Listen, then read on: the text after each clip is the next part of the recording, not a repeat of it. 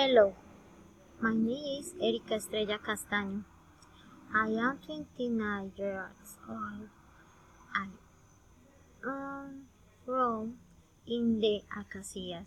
I live in San Carlos de Guaroa. I work as an administrative assistant.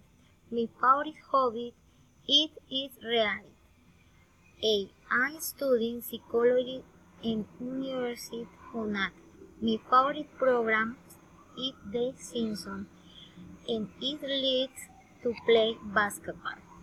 My brother is fat. It is very tall, and his hairs are black. His are brown, and he lives to practice soccer. My son is very pretty. He is tall.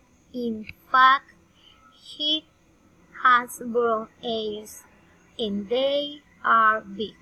He is 7 years old, and he likes to eat pizza.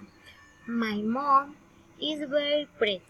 She likes to hide, and she is nice. She has black ears, blonde eyes. She is dark, and her cheeks is beautiful. Thank you. Bye.